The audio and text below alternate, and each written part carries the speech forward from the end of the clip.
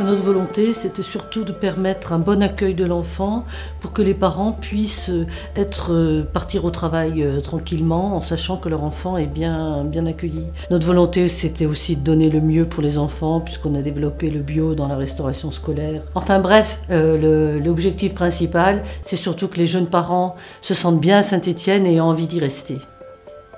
C'est les travaux du barrage de la Valette que nous avons faits qui sont très importants. C'est aussi après le zéro phyto que nous avons mis en place, c'est-à-dire plus de produits chimiques pour nos espaces verts. Également d'avoir pu mettre en action la station d'épuration Furania qui permet de retrouver une qualité d'eau essentielle. Et effectivement, c'est un engagement que nous poursuivrons dans l'avenir. On a décidé de se réunir pour mettre en place un projet de santé et travailler pour essayer de répondre aux difficultés d'accès aux soins sur Montrénaud. Donc la maison de santé a pu ouvrir ses portes en décembre 2013 avec un regroupement de professionnels, donc 5 médecins, dont un gynécologue et 6 infirmiers. Le premier mandat, je pense, a été une réussite. Il a été une réussite au sens parce qu'il a mis la ville de Saint-Étienne dans le sens de la marche. Il l'a mise dans le sens de la marche à travers la réduction de l'endettement. C'est quelque chose pour l'avenir des jeunes en particulier. Et dans la suite du premier mandat, il a été mis en place le Conseil consultatif de la vie associative.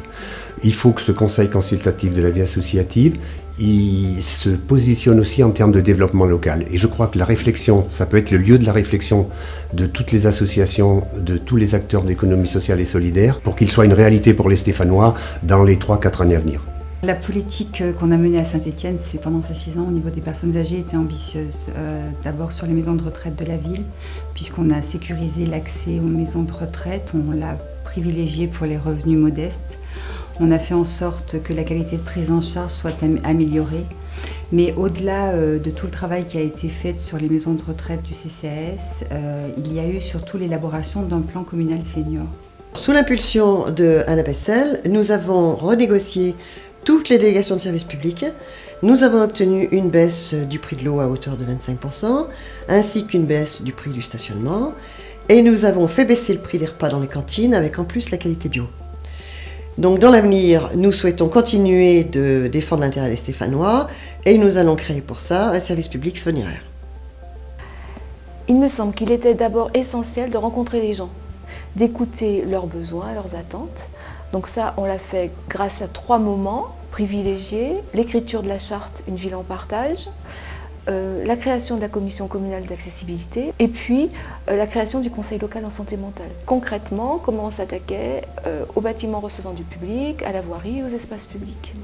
Donc ça a été fait conjointement en prenant l'avis des gens concernés, bien sûr, en travaillant avec les professionnels, les architectes, les urbanistes. Il est important, me semble-t-il, de continuer à accompagner les personnes fragiles et vulnérables pour qu'elles se retrouvent dans un environnement apaisant, bienveillant et non discriminant.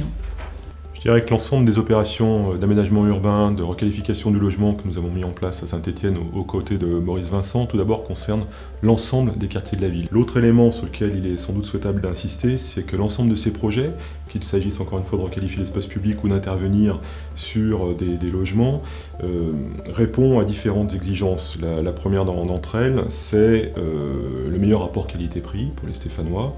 Ensuite, bien sûr, l'esthétisme, mais aussi la fonctionnalité. Et puis surtout, peut-être continuer à mobiliser les acteurs locaux.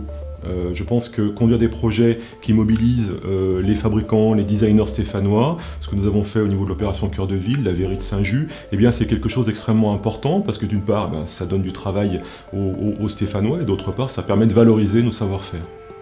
Si j'ai eu envie de m'engager auprès de Maurice Vincent, c'est en grande partie grâce au bilan écologique de l'équipe municipale sortante, avec des points très positifs et une évolution sur les 6 ans qui me semble aller vraiment dans le bon sens, avec par exemple la rénovation du cœur de ville, un cœur de ville qui a été rénové, donc piétonnisé, qui permet d'avoir un centre-ville apaisé. C'est pour tous ces points que j'ai eu envie de m'engager auprès de Maurice Vincent pour faire de Saint-Étienne une ville réellement verte pour nos enfants et nos petits-enfants. J'ai rencontré l'ancienne municipalité à travers les conseils de quartier. J'ai vu l'investissement qu'ils mettaient à être proche des gens, à écouter, à échanger, à avoir envie de créer des projets sur les quartiers auprès des habitants. Il y avait vraiment cette volonté d'être proche des gens, d'être à l'écoute, d'être sur le terrain.